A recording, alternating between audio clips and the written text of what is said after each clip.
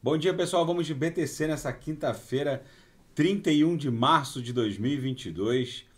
Agora 11h51 aqui na Espanha, no Brasil, 6h51 da manhã. A BTC segue pelejando para transpassar de baixo para cima a linha superior da nuvem de Shimoku no semanal. Vocês vejam que o corpo real desse candle no semanal, cuja plotagem, o desenho, termina agora no próximo domingo, de domingo para segunda, tá ali se esforçando para tentar criar uma protuberância para fora da nuvem de Shimoku aqui no semanal. Vocês vejam que a linha superior da nuvem já foi um suporte, agora ela é uma resistência. A gente está tentando criar uma protuberânciazinha aqui para fora e promover esse transpasse de baixo para cima contra a nuvem de Shimoku no semanal. Mas o prognóstico é muito positivo. Na projeção, a nuvem de Shimoku aqui no semanal segue estreitando, dando aso à criação de uma nebulosidade esverdeada. Os outros indicadores advogam essa pernada impulsiva que vai levar a BTC para o nosso target mais imediato aqui, que é um patamar entre 80 e 100 mil dólares. A atividade na rede BTC segue batendo recordes de novos public addresses em atividade. Tudo isso vai desenhando essa grande pernada impulsiva que vai ter as suas subondas, lógico, né? Não vai ser uma pernada linear. A gente vai enfrentar aqui um pullbackzinho nessa camada congestional aqui em 52, 53 mil dólares. Então, provavelmente a gente vai desenhar uma subonda 1, com depois uma subonda 2, uma subonda 3 que deve encontrar uma resistência na região do all-time high, em 69 mil. Depois, aqui a gente vai desenhar uma subonda 4 nessa faixa de 70 mil, para se desdobrar na subonda 5, que vai alcançar esse nosso target aqui na faixa dos 80 mil dólares. Vocês vejam que há, inclusive, uma proporcionalidade dimensional entre essas subondas.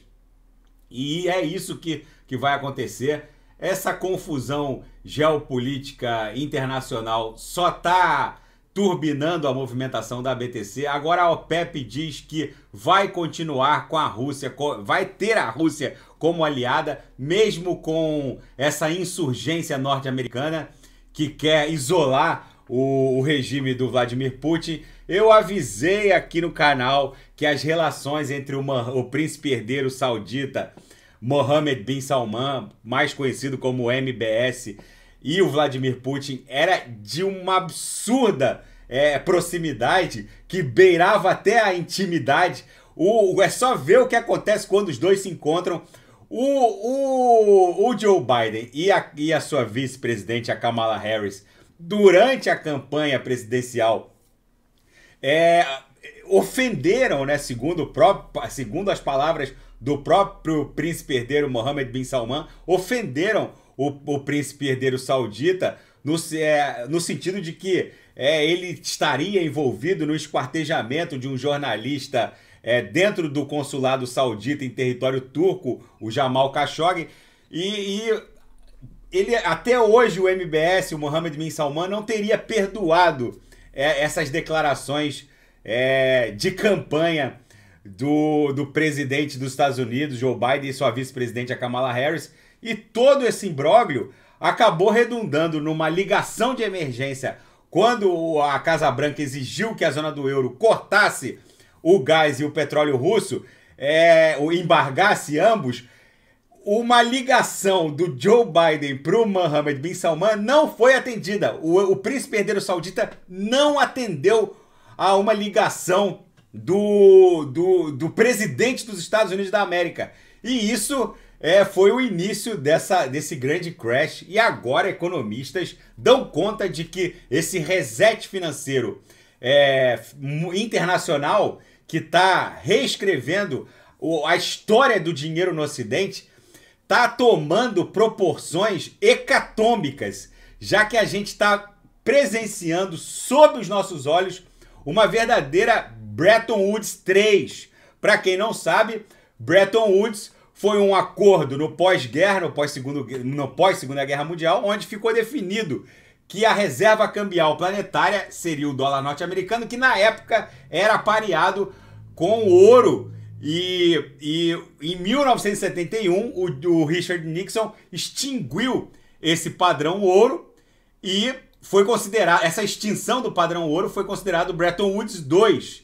E agora, com toda essa hecatombe geopolítica e financeira do mundo, a gente está vivenciando uma redefinição do sistema monetário internacional que está sendo considerada por muitos economistas, inclusive banqueiros de Wall Street, como Bretton Woods 3. A gente está migrando de um sistema monetário fiduciário baseado na fé para um sistema monetário baseado na garantia em commodities. E é aí que entra a BTC, porque, a exemplo do ouro, a BTC ostenta um lastro matemático, goza de uma raridade matemática, o ouro goza de uma raridade geológica. E esse artigo hoje na Zero Hedge é muito interessante, porque o Pousa, que já foi inclusive funcionário do Federal Reserve em Nova York, ele dá conta de que o Bretton Woods 2, a extinção do padrão ouro promovida pelo Nixon em 1971, criou o maior esquema Ponzi da história, porque ele criou um dinheiro interno baseado num mecanismo de recompra interbancário que floresce o sistema monetário de reserva de forma fracionária. Ou seja, ele distingue esse dinheiro interno que passou a existir pós-71 do dinheiro externo. O dinheiro interno é um dinheiro criado pelo Banco Central num mecanismo de empréstimo interbancário que magicamente transforma $1 de capital de reserva em $9 de capital de crédito. Os economistas entendem bem isso. Um Itaú da vida, para operar, quando o Itaú ele te abre um crédito no teu cheque especial ou te promove um empréstimo, na verdade ele tem depositado só 10% daquela quantia. Na verdade, eles operam 10 vezes o valor efetivamente depositado no Banco Central do Brasil. Tudo é baseado na fé de que as pessoas vão pagar esses empréstimos, esse dinheiro de mentira, vamos colocar assim. Agora, com Bretton Woods, aí o que esse Pouser ele dá conta? Em períodos de crise, de graves crises bancárias, como foi o período da crise do subprime em 2008, os participantes desse jogo relutam em confiar nessa garantia monetária fiduciária pela qual o banco de reserva fracionário é predicado, e ficam relutantes em emprestar dinheiro aos seus próprios pares bancários. Com isso, os bancos centrais precisam imprimir mais dinheiro para lubrificar todo o sistema para que ele volte a funcionar. Foi o que aconteceu na crise do subprime, onde começou essa expansão bizarra do balanço patrimonial do Fed, com aqueles estímulos, com aqueles quantitative easing que não paravam de injetar trilhões de dólares no sistema financeiro. Só que agora, com essa crise desvinculando o dólar norte-americano e o euro das commodities energéticas, o sistema como um todo não está mais confiando nessa fé imposta pelo Bretton Woods 2, pós-71. Essa fé tá sendo extinta. A gente está migrando de um sistema fiduciário baseado na fé, baseado no crédito e fé, para um sistema fiduciário inaugurado pelo Vladimir Putin, que resetou o sistema financeiro nacional, que conseguiu desvincular o dólar norte-americano como contrapartida de aquisição de commodities energéticas, e está criando o Bretton Woods 3, onde o sistema monetário vai ser garantido, vai ser baseado em commodities. E o Brasil, bizarramente, vai sair seriamente beneficiado de toda essa confusão financeira geopolítica internacional.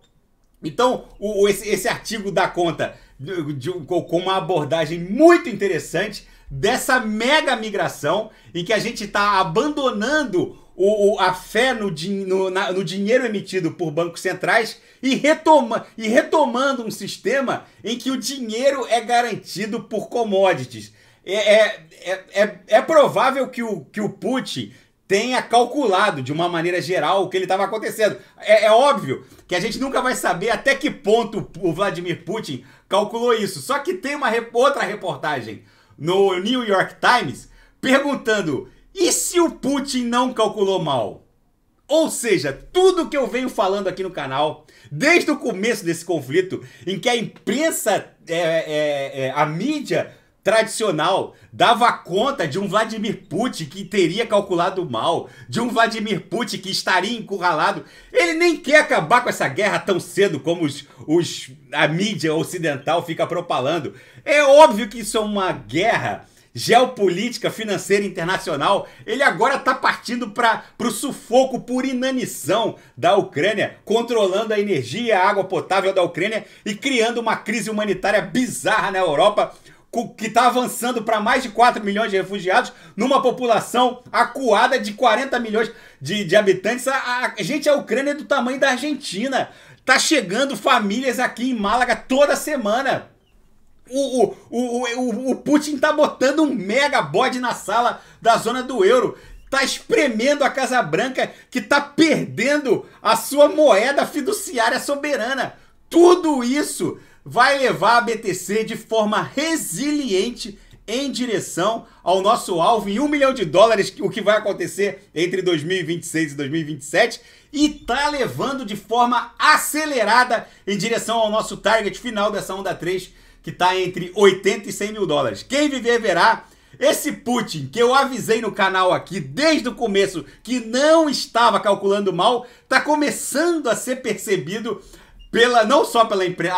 Para mim, a inteligência americana e britânica já sabiam exatamente o que o Putin estava orquestrando. Só que agora, aquele Putin vendido como o líder perdido que teria calculado mal essa guerra, como que ele calculou mal se o próprio território ucraniano já pertenceu à extinta União Soviética? O cara conhece cada centímetro quadrado daquele lugar, então não existe erro de cálculo ali. O que existe é uma imprensa vendendo uma coisa que não reflete a realidade para poder sustentar esse establishment que está em vias de ser extinto. O padrão euro-dólar, que era a contrapartida para a aquisição de commodities energéticas, vai ser extinto. E, bizarramente, o Brasil vai surfar uma mega onda de prosperidade, já que é um dos maiores produtores de commodities do planeta. Tá bom, pessoal? Daqui a pouco eu volto para analisar Shiba Inu, vou fazer a ADA XRP, a tríade do metaverso, e quem quiser sugerir alguma análise é só colocar nas mensagens abaixo. Olha a End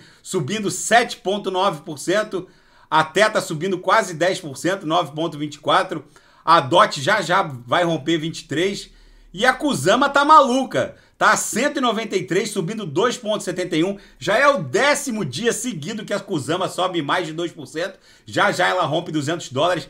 Quem desembarcou da Kusama a 117, volta agora pagando 193. E os Cavaleiros do Apocalipse, que venderam o Inverno Cripto a 37, voltem também pagando pedágio pra galera. Tá bom, pessoal? Daqui a pouco eu volto e quem quiser sugerir alguma análise, é só colocar nas mensagens abaixo. Grande abraço, até daqui a pouco.